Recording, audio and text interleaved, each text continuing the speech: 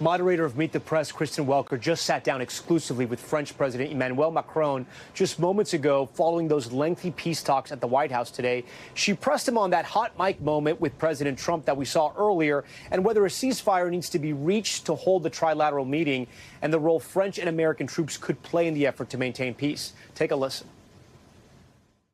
President Trump was overheard on a microphone talking to you, and he said, quote, "I think he wants to make a deal," meaning Putin.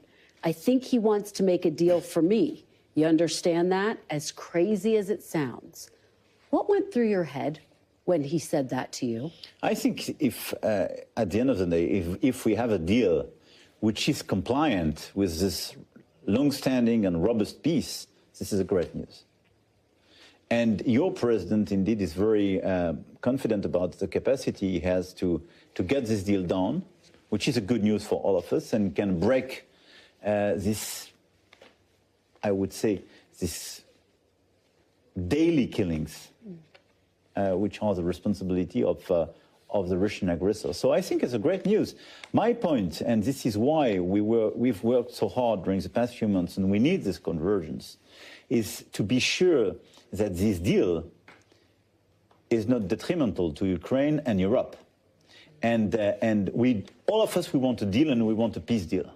But we want to make sure that this peace, and so this deal, will be something which will allow the Ukrainians to recover the country and live in peace, to be sure the day after this peace deal that they will have sufficient deterrence power not to be attacked again, and to be sure for the Europeans that they will live in peace and security. So this is the nature of the peace, which will be now the core of our work. But I think this is a great news, and indeed your president is very confident about his capacity to get this deal done with President Putin, and it's great. Let's talk about the issues. You were very firm. You still think a ceasefire is necessary. President Trump, on his way to Alaska, said that he wanted there to be a ceasefire agreement. Otherwise, he said there would be very severe consequences. Do you think a ceasefire is still possible? I do hope. Let's call it once again truce or ceasefire. But we have to stop the killings. First, for humanitarian reasons. Second, because if we want sincere, reasonable, comprehensive talks in order to build a peace, you cannot organize this discussion in the middle of the bombs. Look, today we were with President Zelensky. President Trump called President Putin at the end of our meeting, and we meet again right after this call. In the meantime, the Russian army organized a series of strikes on civilians in Ukraine. So it's impossible for an Ukrainian president and Ukrainian officials to have talks about peace as their country is being destroyed and as their civilians are being killed. Let me ask you about the discussion over security guarantees. Yes. What exactly did you agree to as it relates to security guarantees? Does that mean European troops, and does that mean U.S. troops? Look, I think for me, it's a very important progress of the past few days that your president expressed the clear commitment of the U.S. to be part of the security guarantees. It's brand new.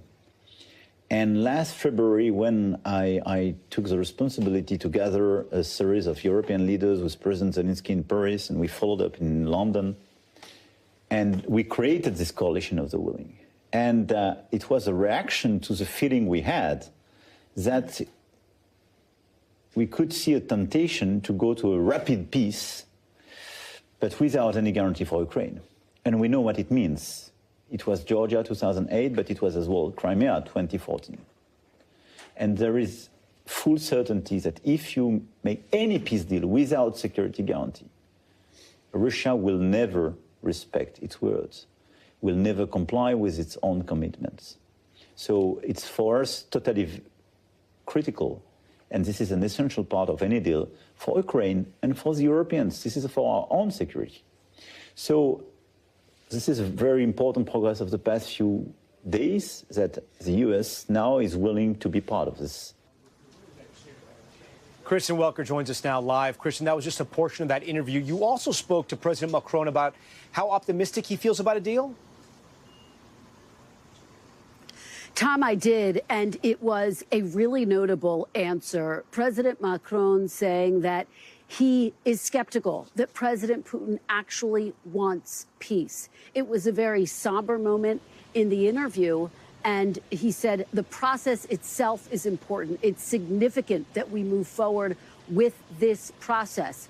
But you could hear his frustration in the fact that he hasn't agreed to a ceasefire deal, in the fact that the bombs are still dropping. And he also made the point that President Putin has not been able to actually claim a significant portion of land in recent months. And so he doesn't have the right to ask to keep all of the land that he's illegally claimed, and even more than that. He said, I don't think there should be swapping of land. He also said that this is not just about Ukraine's security, Tom. He said this is about the security of all of Europe, and he called it a credibility issue for the United States.